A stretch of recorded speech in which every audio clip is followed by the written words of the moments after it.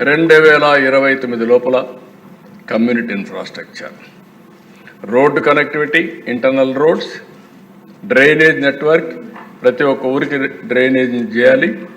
Waste to wealth, ఆ ఇంట్లో వచ్చే పొడి చెత్త కావచ్చు, తడి చెత్త కావచ్చు, దాని నుంచి కాంపోస్ట్ కానీ సర్క్యులర్ ఎకానమీలో మళ్ళీ అవన్నీ ప్లాస్టిక్ కానీ గ్లాస్ కానీ ఇలాంటివి ఏ విధంగా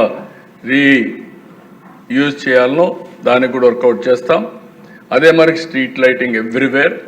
సోషల్ ఇన్ఫ్రాస్ట్రక్చర్లో మీరు చూస్తే ఎడ్యుకేషన్ కానీ, school buildings, health care, public spaces, holistic development కింద ఏమేం కావాలో కమ్యూనిటీ బిల్డింగ్స్ కానీ ఇవన్నీ పెట్టి ఎక్కడ కూడా ఏ గ్రామానికి ఇబ్బంది లేకుండా చేయగలుగుతాం.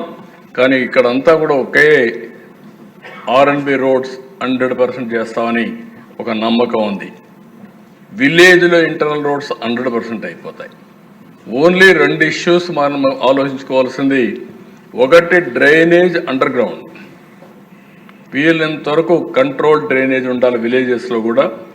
టౌన్స్లో చేసేయగలుగుతాం కానీ విలేజెస్లో అన్ని గ్రామాలు కవర్ కావాలంటే దానికి ఒక ప్రణాళిక తయారు చేసుకోవాల్సిన అవసరం ఉంది. ఇది అయిన తర్వాత village to village road, that is the biggest challenge for us. ఇక్కడవన్నీ నాకు ఒక నమ్మకం ఉంది 5 ఏళ్ళలో మనం పూర్తి చేయగలుగుతామని.